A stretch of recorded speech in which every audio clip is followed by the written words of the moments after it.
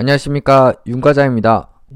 오늘 코스피 지수가 또 하락하긴 아쉬웠는지 1포인트지만 1.75포인트 오른 2772로 마감을 했습니다. 그래서 어쨌든 오늘도 상승세를 계속 정말 신기할 정도로 이어가는 모습이고요. 코스닥 같은 경우에도 이렇게 더 무서운 상승세를 계속 보여주고 있습니다. 그래서 아직도 상승세가 꺾이지 않았다. 그래서 정말 2800에 올해 안에 꼭 도달하고 말겠다라는 의지를 보이는 것 같고요. 코스닥은 길게는 한 1000포인트까지 한번 찍어보려는 것 같습니다. 오늘도 코스피는 외국인은 계속 또 매도를 하는 좀 모습이었고요. 개인들이 조금 지수를 받쳐주는 모습이었습니다. 코스닥은 그래도 외국인이 조금 매수를 했고 선물 외국인 좀 매수를 하면서 뭐 그렇게 아주 나쁜 시장은 아니었고 어쨌든 그래도 혼조세로 마감을 했습니다. 그래서 코스피는 지금 개인들 이렇게 매수 주체로 뜬 게 보이시고 코스닥은 그래도 외국인도 좀 매수를 했다라고 보시면 될 것 같고요. 계속 조금 이제 중소형주가 좀 더 대형주보다 강한 모습이 계속 나오는 시장입니다. 그래서 대형주는 뭐 강보합, 뭐 약보합 이렇게 뭐 거의 뭐 절반 정도씩 제가 보유한 종목 기준으로는 이렇게 나와줬습니다. 그래서 뭐 대형주 관련해서는 뭐 특별히 뭐 대응이랄 게 없죠. 그냥 기다림이죠. 그 이제 2700인데 2800선 올라오고 더 큰 수익을 줄 때까지 뭐 기다리는 수밖에 없고 뭐 조정이 와서 좀 저가 매수 기회를 주는 종목이 있다 라고 하면은 또 분할로 매수하고 그렇게 그냥 찬찬히 대형주는 대응을 하려고 합니다. 그리고 중소형주 같은 경우에는 오늘 드디어 뭐 서희건설 그동안 조금 조정이 오다가 이렇게 좀 반등을 해줬습니다. 이게 오늘 사실 그 전환사채 상장일이었는데 역시 대주주 그리고 또 그런 관계사들이 다 받아간 거기 때문에 뭐 시장으로 매물이 뭐 출하되거나 뭐 그런 모습은 크게 보이지 않았고 이렇게 그냥 계속해서 요 1400선을 중심으로 해서 주가가 등락을 반복하는 걸 볼 수 있고요. 전고점인 1455 돌파하기를 좀 다음 주에는 바라보겠습니다. 지금 이제 수익 중인데 조금 욕심 부리면서 건설주는 좀 계속 기다리고 있는 상황입니다. 뭐 수급도 보시면 오늘 외국인 기관 수급 들어오면서 뭐 그렇게 나쁘지 않은 수급이었고 계속 뭐 기다릴 만한 것 같습니다. 그래서 오늘 이제 코스닥 공시 나왔는데 이렇게 추가 상장을 많이 했는데요. 12월 18일에 2200만 주나 추가 상장을 했는데 뭐 크게 오히려 증시는 상승을 했다. 발행가액 1100원으로 그 추가 상장을 했음에도 증시가 뭐 크게 흔들림 없이 그 상승을 했다라는 점에서 조금 긍정적인 것 같습니다. 참 대주주는 좋은 것 같습니다. 그죠? 서희건설 12 발행해서 이자 먹고 만약에 주가가 오르면 상장해서 또 시세 차익 얻고 그리고 지분 늘리고 뭐 어떻게 하든 뭐 꽉 먹고 알 맞고 둘 중에 하나는 무조건 먹는 그런 식으로 계속해서 12를 발행을 하고 있습니다. 그래서 이런 내용을 좀 참고하시기 바라고 서희건설은 조금 그런 측면에서 항상 그 오너 일가가 조금 수익을 챙겨가는 그런 모습입니다. 그래서 사실 주가가 조금 낮은 경향이 있지 않나 싶습니다. 그리고 오늘 리메드 또 다시 쉬었다가 보시면은 잠깐 며칠 조정받다가 또 다시 상승 나왔는데요. 이게 계속해서 좀 좋은 모습 보이는 것 같습니다. 뭐 단기간은 어떻게 될지 모르겠지만 장기적으로는 이제 코로나만 조금 잠잠해지면 결국에는 리메드가 좀 빛을 발하지 않을까 라고 생각을 하고 있습니다. 특히 요 리메드 관련해서 요게 이제 전자약을 하는 업체잖아요. 그 DB금융투자에서 요런 리포트가 나온 게 있습니다. 의료혁신과 전자약. 그 전자약이라고 하면 저도 처음엔 되게 생소했는데 저희 와이프한테 얘기했을 때도 무슨 사기꾼 같은 소리냐 이제 이런 얘기를 했는데 이제 계속해서 요런 이제 전자약이 점점 각광을 받는 것 같습니다. 사실 요즘 시대에 전자약 어떻게 보면 되게 어울리는 것 같습니다. 이런 IT 시대에. 그래서 여기 보고서 내용 중에서 보면 전자약의 시대는 당장 2021년부터 올 수 있다라고 나와 있는데 왜 그러냐? 세계경제포럼에서 매년 하반기 10대 유망 미래 기술을 선정을 하는데요. 선정 기준은 3년에서 5년 사이에 사회경제적으로 큰 영향력을 가질 것으로 전망되는 혁신적인 기술입니다.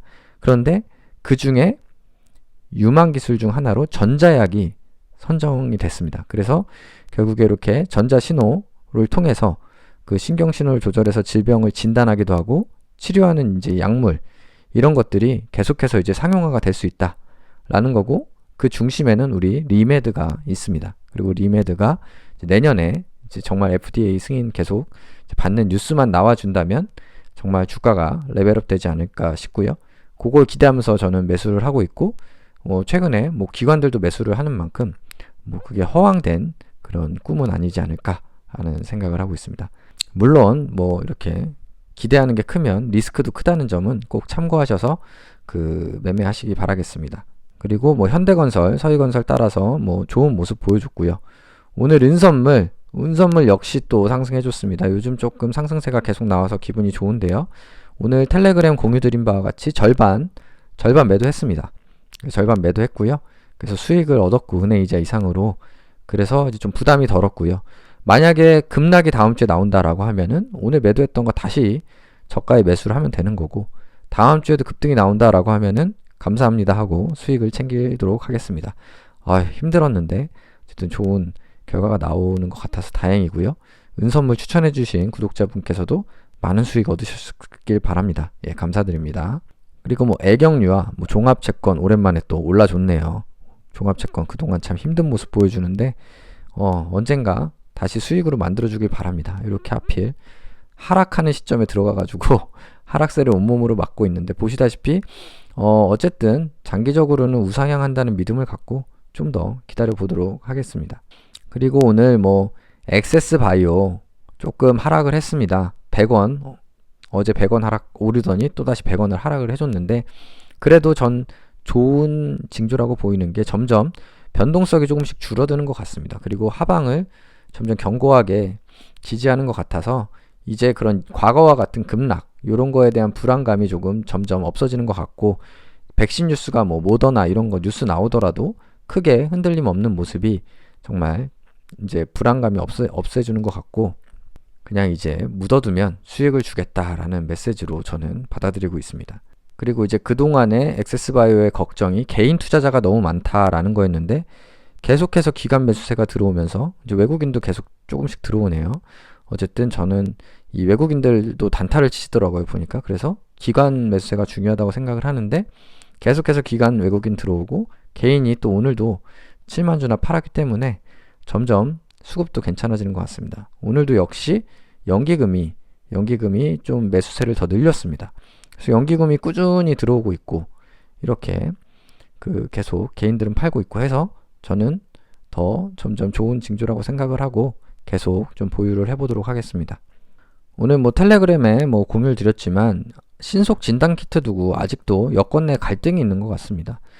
뭐 갈등이 있을 게 없을 것 같은데 굳이 왜 이렇게 갈등을 겪는지 모르겠어요. 뭐 제주도는 원희룡 도지사가 뭐 제주도 관광객한테 뭐 전수 검사할 것처럼 뭐 언론에 냈는데, 그것도 잘 어려운가 봐요. 그러니까 원희룡급 되는 대선주자급 되는 사람이 그렇게 강하게 추진하려고 해도, 도지사가 추진하려고 해도 지금 뭔가 문제가 많은 것 같아요.